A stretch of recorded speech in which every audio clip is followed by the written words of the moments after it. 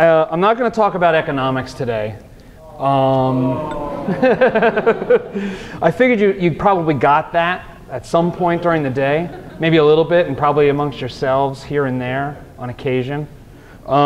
Instead, I want to talk about, I think, what we need to do to translate all these ideas that we are excited about as a movement to the people who haven't yet discovered them but are open. And I think right now there is a time when there is more openness to ideas than usual. And I think we all feel that. We all feel that electricity. And so I just want to talk about that. I want to talk about the things I've learned in my career that pre-economics consuming my every thought, and how that shaped sort of the way, how this all came about, why these videos happened, and where we're going from here. So, there's really three things I want to talk about today. One of them is the importance of storytelling and the role that execution plays in storytelling, because you've probably heard this idea that basically every story that's ever been told has already been told, and that is true.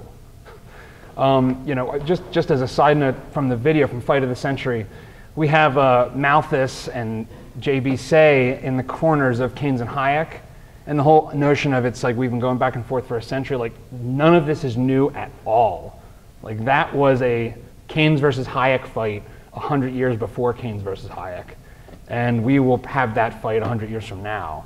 So it really is all about how we tell our stories. Another one that I really think this is crucial to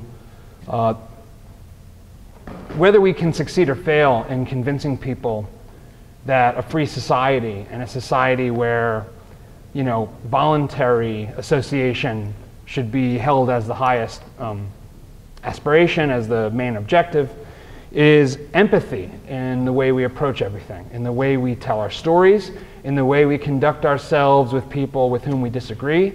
And I just think it's such a fundamentally central human ideal and capacity, this ability to understand someone that is not ourselves, and this ability to actually put ourselves in other people's shoes in a very real sense.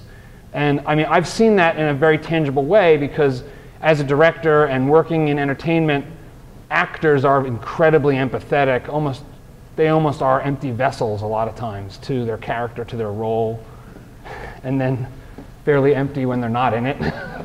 So I don't know how much those two things need to correlate to one another, but I'm hoping they don't. But yeah, I want to talk about that a lot. And then finally, just how stories and execution and empathy shape this concept of a brand. And this is something that, when I went to film school, I wasn't thinking about brands. I was thinking about making movies. But as I got out and worked in broadcast and advertising, which is short storytelling, I came to understand and appreciate this notion of a brand and what it is and what its meaning is as a marker and a signaling device in our society and the way they get used. And you'd be surprised what really a brand is and is not. So what I was really saying is, what we need to do is build the brand of liberty for the 21st century, and we need to do it through storytelling. That's the way we will have it stick. That's the way it can be more than a notion at the fringes. And I think this is also the thing that our movement, to the extent that it's a movement, that term is always sort of weird. It is an emergent order, but that's what our movement is the weakest at, and the people with whom we disagree are the strongest at. And so this is an entrepreneurial opportunity that awaits us and everyone in this room. Don't become an economist. We don't need any more.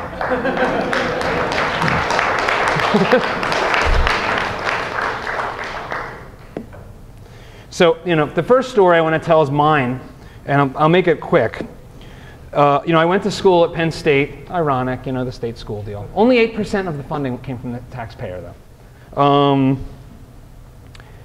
So I studied film in school. It was pretty useful. I did like college. I'm less enthusiastic about it now than I was then.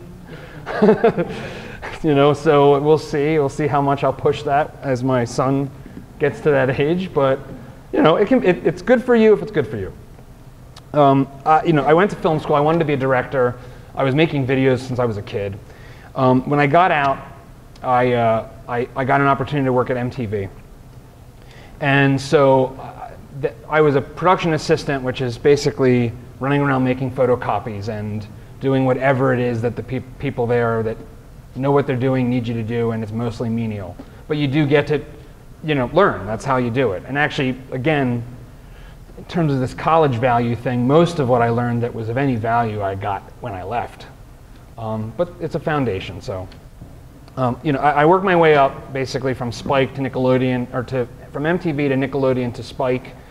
And by the time I had left Spike in April, I was a creative director and had directed about 100 commercials and music videos and produced a few short TV shows and things like that. So, I spent basically the past decade working in television. One of the things that taught me, as someone who, growing up, was very much a conservative, as inherited from my parents. That's sort of how we start, right? We sort of we either inherit or utterly reject the ideas of our parents. So I was somebody that, I'm much more radical now. Like, I think if I could put the me back then, I'd probably be a Marxist. So, but yeah, I started off pretty much as a conservative. Like, I didn't know what the arguments were for capitalism. It just was like, that's what America is, and it's great because it's American. But even that was a little much for my industry. And so, I had to learn how to be tolerant of radically different points of view with people who I would come to respect and love and appreciate. And that taught me a crucial lesson about how to communicate these ideas. And it's a lesson I didn't know I was learning at the time, because when I wasn't vocal about politics. I didn't, and probably wisely for my career. Most of politics is basically sort of tribal signaling to your friends, right? I mean, how many think that the political views are held almost entirely or 90% because of your social group? Raise your hand. Okay. How many think it's not mostly just signaling to your social group? Nobody. Okay. Good. So I mean, that was something that I had to learn. I had to learn how to be open and listen. And just being in New York City and being exposed to a lot of different points of view, it did open me. And I think that was the precursor to being able to be open to sort of a radical libertarian point of view. And that really started to emerge for me with Ron Paul, and then digging in and reading like John Stossel, and then Murray Rothbard, and that blows the doors off your mind. So I mean, that was sort of the transformation. It was like the foundation was set for me, and it's still, all of that stuff comes along with me in everything I do. I didn't study any econ at all. So the only economics that I know from podcasts and audiobooks and Russ Roberts and the Mises Institute, and that also I think really shapes this concept of econ stories and this idea of how we should proceed, because it seemed like it was an advantage to have not been taught in school economics, because I think there's only 5 schools in the country where you can be taught it and not have your mind ruined. I mean, if you get in debate, if you get in any kind of remotely subtle debate with a Keynesian, they can't seem to even see the world as individuals. It's so, that aggregate stuff is so entrenched so early that it's like it's just you're talking past each other. And I mean, that was, again, as part of this idea of like, we need to be empathetic and we need to understand the point of view of people that we want to convince otherwise, I mean, that's a hard place to be at, to just be talking past each other. And I think the frustration in the country, obviously, is that there's a lot of talking and screaming past each other. And that's not really a place where anything good happens. I don't see a lot of productivity coming out of that. We created Econ Stories. We made the video. I reached out to Russ Roberts and said, I want to make videos about monetary policy. And he called me back. He didn't, although I think he did think I was insane, at least for the first 2 months. And then he realized I was still calling him back, and I did appear to have a job. I wasn't a liar. So for Fear the Boom and Bust, we made that on a shoestring, and it did surprisingly well. And I think the most surprising thing about it too is both videos were actually launched on NPR. So on January 25th, 2010, the first reveal of this work was on Planet Money's segment that was aired on All Things Considered. And Fight of the Century debuted with a story on Marketplace, American Public Media on NPR. That is the target, not Fox News. Not Fox Business even, which is like the libertarianish version of Fox News.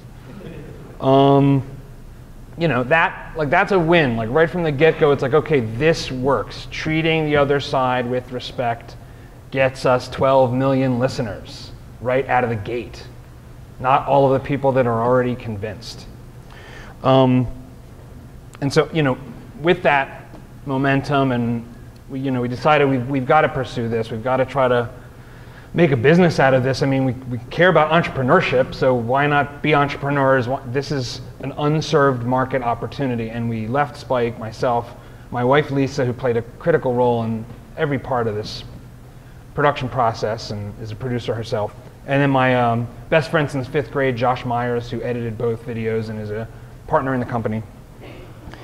And we started Emergent Order, which, little side note story to that. We were batting around ideas for a name for the company, and Lisa brought up Emergent Order, which was immediately, well, of course, how could we not? I guess Human Action is already taken and has a pretty decent website. So, and I haven't read that book, so that's a little awkward.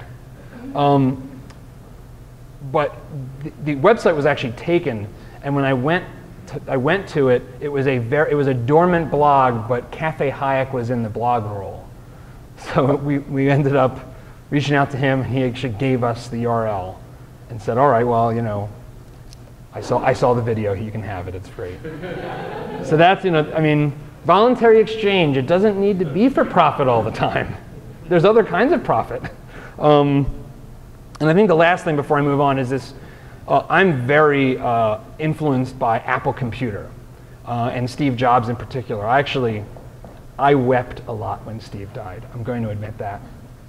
And it's because I think he is the pinnacle of our best ideals in a lot of dimensions. He brought art and humanity into his products and into his approach and into his communication, and he managed to be the biggest industrialist in the world and not treated by the media like a robber baron. I mean, when you have the New Yorker celebrating the guy that runs the biggest company by market cap, we need to pay attention to this guy because he wasn't treated like Andrew Carnegie. And that's awesome. So there's something very important there. So I'm going to start now to talk about stories, to talk about storytelling. For a long time while I was working in television, I felt like, to some extent, I was working in this business that is completely trivial. It's like you have these people all around the world making this big difference in society, and I'm promoting midget wrestling.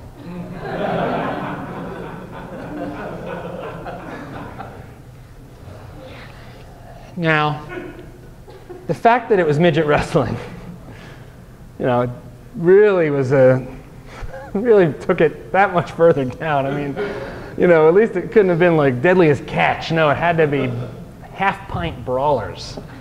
But Josh and I had actually taken a trip to Las Vegas for this conference that happens every year. Some of you might be familiar with it, called NAB. It's a tech conference for video and film. And it was actually a transformative experience for me, because when we went into this giant conference, they filled like I guess the Hilton Conference Center there. You see video and film and storytelling happening in every aspect of our economy. It's not like it's all TV stations and then local news stations. It's mega churches, it's pharmaceutical companies. Wells Fargo has a TV studio in their headquarters. I don't know why, but they do. And what struck me suddenly was, maybe storytelling isn't trivial, maybe it's essential. And when you actually stop and think, what do humans do? What have we always done? We eat, we sleep, we have sex, we seek shelter, and we do cave paintings and tell each other stories. That's it. It really is we're social creatures, and storytelling is how we contextualize our world. It's how we pass our ideas and our culture on, and it really is a monumental thing. It is vital. And since economics isn't a science, it's got to be something else. And I think essentially it's a form of storytelling. It's a framework for how to think about the way the world works. And it's a soft framework. It's approximations, like any story. And so that changed the way my appreciation for this idea of storytelling, this craft, even when it's midget wrestling, although it didn't really take the edge off that, I have to say. And I think the thing is that because it's so old a thing, and I think this is a Hayekian sort of insight that, our tribal nature, our evolution as bands of 100 or less, I think, telling stories actually is how we learn. We learn by interaction and storytelling. We teach our kids through stories and parables. And so if we want to teach other people, we should really pay attention to that works. Statistics clearly doesn't work. And graphs sure as hell don't work. I mean, I think one of the most interesting things, and we've probably all seen it, you get these human interest stories on the news. Some kid gets kidnapped. There are 10,000 other kids just like this one that have been kidnapped or have lost their life. It's horrible, but we don't actually care. We care about that one where the story actually gets told. We don't care when 10,000 people die in a tsunami far away. We care when we see that photo of the kid with the eyes looking right at the camera. And it's just, again, it's this, I don't know exactly all the reasons that go into why that is, but we can't get around it. We have to humanize anything which we hope to have stick with people and inspire people. And if we don't, if we think that just because it's logical and it's rational, that people are going to be awakened to it, those are the people that will find us sooner or later. And they're already here, probably. And so it's just, story is so central to imparting information. Now the flip side is one of the other books I read that really had a big impact on me was The Black Swan. Has anybody read The Black Swan in this room? So it's an awesome book. I really recommend it. It mostly deals with this notion that humans are pretty bad at probability, at calculating risk. Sort of obvious. And but one of the things that he talks about that I think is so important for this idea is he called it Nassim Taleb. He calls it the narrative fallacy, and we see it all the time. It's this idea that in trying to construct a story, because we always do, because it's our nature, we have to make it linear, we have to put it in that 3-act structure, and we inevitably leave out very, very important details and nuances. But because we retain things as a story, they stick. So World War II ended the Great Depression is stuck like glue to this friggin' society. And it is the worst story we could ever tell.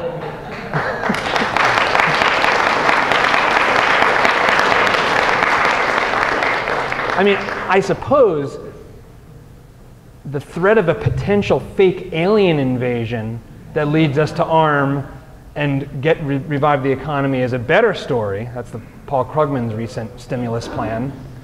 Not even, I wish that was even remotely a joke. It's not even a joke at all. National television. But you know, this is the thing. These are stories, and they stick, and they are incredibly hard to dislodge. And really, it's an arms race of who can tell the best story. And we can't simply say, well, that's just, you know, they're not getting all the nuance, and we have to tell the nuance, and here's my 45-page white paper that tells you all the nuance. No one's going to read that. So we have to find a way to pierce, to get our ideas out there, and yes, we have to retain the nuance, but we have to ride that line between nuance and making the story work. And that was what we tried to do with these videos. Now, there's only so many ways you can do a rap video with technocratic macro jargon. But it was something, and it did work. And especially in the first video, there was an overarching story, which I actually did take from Paul Krugman, because he, in 1998, called the Austrian business cycle theory the hangover theory. And he tries to say, oh, it's moralizing, and you just want to hurt people because they were bad, and now you've got to let them suffer. And we just embraced that. We said, okay, yeah, it is sort of like, I mean, there's a parallel there, so who are the roles that we're going to fill in this hangover story? Who's the one that's going to party too hard and then feel it the next day? That sort of worked out. Make a lot of sense, you know, Keynes. And who's the one that's going to be, you know, less indulgent during the boom, but as a result, not in as much pain the next morning, like that. So that works. So you can now tell that story and people get it. Oh yeah, no, it's like a hangover. I mean, if George Bush can get this metaphor, anybody can. You know, Wall Street got drunk. It's like, yes. Who gave them the alcohol, people? So yeah, so again, like, stories are everywhere. And we love them, and they're part of everything, especially cable news. They're very good at telling stories. So now, you know, the question is how? How do we do this? How do we basically fight the storytelling battle, so to speak? And it really is about execution, and this is not an easy thing to put out there, because telling stories is incredibly hard. It takes a lot of work. It takes a lot of mistakes and doing it again and again and again. But I mean, one of the things I want to say is get good at it. Make this a very important part of your life as someone that's interested in these ideas. Keep telling them, keep revisiting them, keep figuring out how you can tell the story of liberty or of whatever portion of these ideas that you find your interest, until you can get it tight as a drum, until you can really tell it well. And that doesn't mean being cheap, that doesn't mean using buzzwords, but it does mean craft, editorializing, and editing. And that was one of the things that I learned, you know, working in a business where you have to tell a story in 30 seconds, and now sometimes 5 seconds. You know, you have, I mean, when I left Spike, a 15-second commercial was actually considered long. And that is punishing, but actually the 20-second ones really did feel kind of long after that. It was like, oh, we got an extra 5 seconds? Fine, we can have a whole B storyline in here. We can introduce 4 new characters. It's like, but I mean, these are vital skills. Like, if you're still in school, take stupid communications classes, even though they will feel stupid all the way through to the end. Because it's not the teacher, it's not the class, but it's the actual process of doing it and making the mistakes and learning from it. We learn by doing, and that's the way we have to do it. So we can't be afraid to put the work in to telling these stories. And again, I think empathy plays a very, very important role in how we tell these stories and how we tell them well. Because one-dimensional characters don't get you very far. They don't inspire people, and you know, flat-footed ideology doesn't get you that far either. So you need to really bring humans into your story. You need to actually bring people that make mistakes, that have complex thoughts, and find a way to actually love those people that you might disagree with. You have to sort of center your storytelling in this world, in love. You have to love everybody, because I think that when you do that, and I mean, I know Mary Ruwart spoke earlier today, and she is just remarkably good at laying out the case for a free society in a loving and caring and empathetic way. She doesn't say capitalism, she says marketplace ecosystem. That's the right thing to say. The economy is organic, it is not a car. It doesn't stall, there's no engine. I mean, you know, we really did think a lot about those lyrics, I mean, that's the narrative fallacy at work. The economy is a car that stalls and needs to get juiced, and you need to put the foot on the gas. Did you know that Herbert Hoover was the one that coined the term pump priming? Herbert Hoover. I don't think anybody at MSNBC knows that, and probably it doesn't actually absorb into their minds if they hear it. Because he's obviously just a laissez-faire ideologue that caused the Great Depression by doing nothing. You know, I mean, you know, he was a proto-Keynesian. You know, so where am I? So, you know, I think that's the thing. You know, when you have empathy and when you create characters that are realistic and that are representative of the villains, are good villains. You know, think about the Batman. Well, the Batman movies are a tough example. It's a mixed bag with those. Some of the villains were awesome and you actually love them, but then there's Mr. Freeze. But you know what? That's sort of the perfect example in a way, because if you just take those movies and say, okay, the Joel Schumacher Batmans are how libertarian stuff tends to be talked about. The Chris Nolan Batmans are how we have to talk about it. It's a real world that's rich. It's not, you know, kill the heroes. Like, that's not inspiring. Except to scary people. Yeah, so I think I've talked enough about empathy. I mean, I think, you know, it's funny. We met a couple guys who work at Riot Games, and they were fans of the video, and we went out to lunch with them. And I've heard this a lot. I've actually surprisingly heard, we didn't know which side you actually were on when we saw the video. Now, it seems clear to me, but it was put best how it's clear to someone that knows about these ideas. So the one guy was saying, yeah, I mean, I wasn't really sure. I mean, Keynes came out pretty strong, and, you know, he made it, you know. And the other guy said, no, you knew they were for Hayek because Hayek was in it.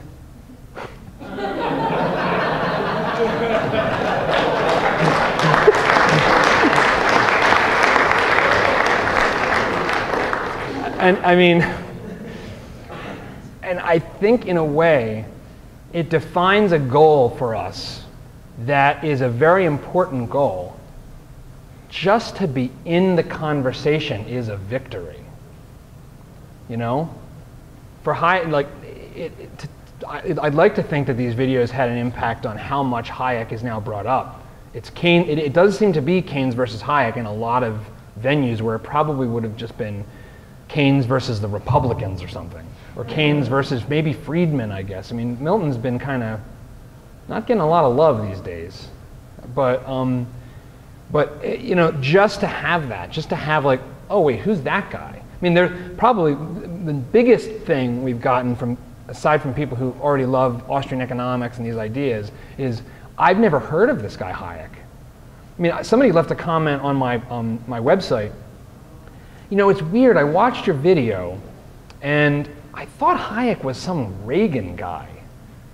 But I found myself really agreeing with him, like, most of the time. What's up with that? And it was obviously somebody that was politically on the left side of the spectrum. Although that spectrum sucks and it's sort of meaningless. And we all in this room recognize that spectrum is a sham. It's a very convenient narrative again. It's a way of framing the discussion to basically make it one-dimensional because we are on the third axis. So, but I mean, that's awesome. That's what we want. For me, that's what I want. I want somebody who comes at this content that we produce with one set of expectations and comes away surprised. And that is just a tremendous victory. It doesn't always need to be your tactic. Sometimes you really can be a propagandist for what you believe in. But I think that we get more bees with honey, and I think that's the way we did it with these videos, and I think that just reinforced this feeling for me. So now I want to talk about brands because, you know, in a way, it's a separate notion than storytelling. You can make a great film, you can tell a great story, and it doesn't create a brand. But I think for what we're doing, we do need to think about brands because we get branded. That's what happens, inevitably. Somebody, you know, and it is very much an emergent phenomenon. It's not the kind of thing where we have control over the terminology. The extent to which we debate about the terminology demonstrates how frustrated we are that we don't have control of the terminology. You know, so I mean, some of the common things that people think about that are remotely familiar with advertising and this notion of branding is look and feel. So logos, colors, fonts, things like that, spokespeople. Those are tools for creating a brand, but that's not the brand. The brand is actually something much harder to control than that. Those are ways that you try to push the cloud, the emergent cloud that is the brand, in one direction or another. The actual brand is what people believe about you. That is the brand. It's what people feel when they hear your name. It's what people expect you to do next. It is an emotional core that you create, that gets created, and it is incredibly important. It's incredibly deep. And again, it takes finesse and it takes management. And I think that, you know, again, to come back to Apple, if you leave aside sort of the early years in the 1984 commercial, like the modern Jobsian era is an era of commercials that do very little. It is, here's the iPhone. Look, I'm using it. It's awesome. Apple logo. That's it. It's sort of bizarre to me when I hear people that are, you know, on the other side of that ideological debate, which was actually my first debating love, I must say. Mac versus PC laid the seeds for me being a libertarian geek on the internet. But you know, that's actually what's created their brand. It's not the advertising. It's not the marketing. People say, oh, they're a marketing company. They're actually an anti-marketing company. It's this. It's the fact that it, like, you can't even see it when I hold it like this. Like, that's the brand. That's what people expect. That's what people feel every day. And so for us, I think the challenge is harder because we're dealing in ideas, in a whole collection of ideas. And so there isn't just one product or a set of products. It's not that simple. I mean, it'd be a lot easier if it was that simple. And frankly, collectivists have it that simple. And I say that because they are pandering to our tribal nature. You know, and that's what Hayek called this division, the microcosm versus the macrocosm. And so the product they're selling is how much we love the microcosm. We don't charge our kids prices and profits. We don't use entrepreneurial calculation to help our neighbor or to lend him our lawnmower. In the tribe, socialism works. And so, Hayek argued, and I think he's right, that's something that's deeply ingrained and and an evolved sensibility that is in our DNA. We distrust the anonymous, the people in the cave, the sound that we don't hear, that we don't see. And so we do have this anti-market bias in us. And I think the only way to pierce that is through story and is through human empathetic story. It is not logic, because that is just activating a completely different part of the brain. Those two things don't seem to even talk to one another. They call it like the lizard reptilian mind or whatever it is. I mean, that's what's making you say, like, oh, I don't know if we should have a market for kidneys. It's like, and maybe we never will, but I mean, the economist's case, the positivist, this is where, and also I think, the Murray Rothbard in me really always pulls in that ethics. I'm not really a positivist. I really think that it's important to have ethics underneath the way we talk about these ideas. But it's not good enough. Saying the non-aggression principle 1,000 times doesn't win the argument. Saying it's force, it's fraud, it's coercion, even when it's true, you need to put a face on that. You need to draw an analogy. You need to tell a parable. That is how you make that connection. And so I think that this is probably why our challenge is so hard, because the microcosm makes for great stories because we experience them. We experience them all the time. And so when you're telling a story that's human, and I can point to countless people, including myself, where marginal utility doesn't play into my decision making. And the actual profit and loss mechanism doesn't play into my first choice. It does play into the second one, though. And that's an important part of the story that never gets talked about. It's actually the repeat, when you repeat the game and you made a mistake, that's when suddenly you look back and go, okay, and you learn. And I think that that's an area I think we have a lot of advantage, is this notion of dynamism and change. And so what I wanted to do, just to wrap things up, was lay out, I think, a set of themes that I really have gravitated towards, that I think work, and that in my interactions with people in my industry whose openness to different ideas has really been awakened by the political failure of the left and right. And none of them are Randian, really. I think I've never actually read any of her books. Her books are probably better than her philosophy, it seems like.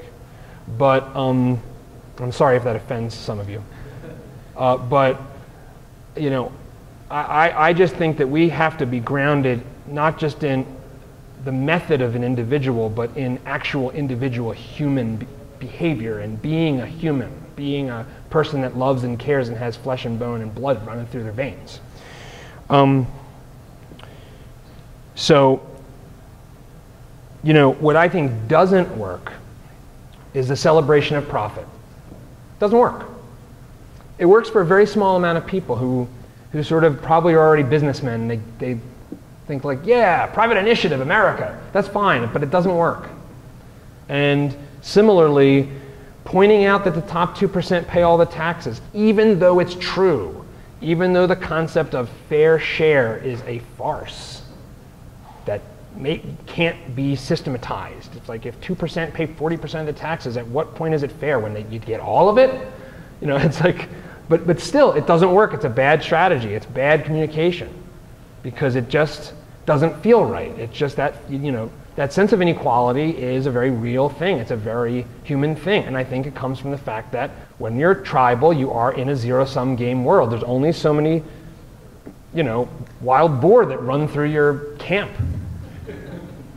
And the strongest gets it, and it's a battle over who's going to get what piece. It's a zero-sum game that is pretty embedded in our sort of social psyche.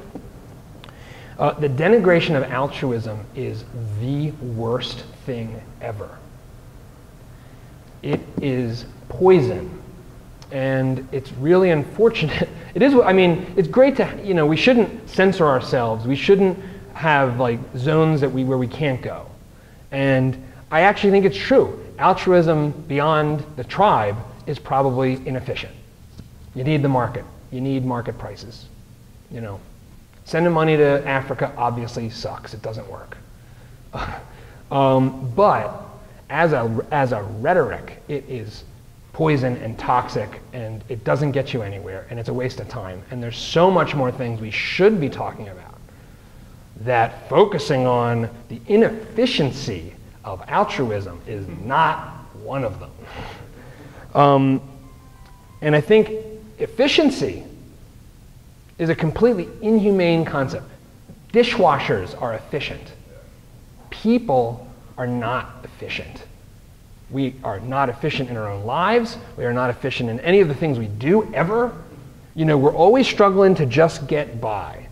And I think this notion of efficiency is it's the epitome of a sort of Chicago school of thinking when it comes to econ, that, mathematical mind approach. And it's not that it's wrong, it's just bad rhetoric. So what should we, how do I think we should filter the brand of liberty? What are sort of the, in TV, a lot of times we'll create like a brand, like a style guide. It's like the brand guide. This is what we stand for. And I think I'm running out of time, so I'm going to sort of run through these. You're familiar with all of them, and you can challenge me on them next. Peace, number one. Peace is the best. Peace is what we're about. And, anybody that loves Ron Paul knows that he comes back to that every time. He's on Larry King and says, you know what? If we could bring the troops home, I'd be fine with paying for government health care. He's willing to say that because peace really actually does come first for him. And that's the good stuff. Because that's what, I think Leonard Reed said anything peaceful, and that's on like FEE's website now. And I mean, that's right, that's dead on. That's the core of it.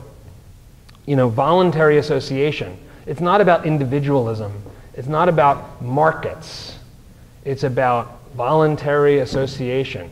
We might not come together and use a kind of market process, but we are going to come together in all sorts of ways. And Google Elinor Ostrom and the Commons and the ways in which there are just thousands and thousands of examples of things that ivory tower economists say wouldn't happen, whether it's lighthouses or all these public goods that only the government can produce.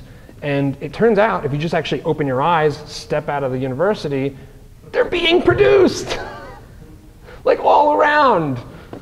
And that's it. Voluntary association matters because community matters, and we actually care about where we live. It turns out. Freedom, I think, is very tied. Freedom and freedom of choice, I think, is very tied to the notion of diversity. And so, for me, it really is about: are we going to have a static society, or are we going to have a dynamic one that accepts diversity and is tolerant? And so I really think about our ideas about choice and freedom in terms of diversity and tolerance. And again, this isn't marketing buzzwords, but it is, and you should accept that. It's important that we get the marketing right. Don't stop self-questioning, but do a good job marketing the things you actually believe in. And I think, lastly, we are liberals. We should embrace that. That's what we are. That is the tradition that we are in. We are not conservatives.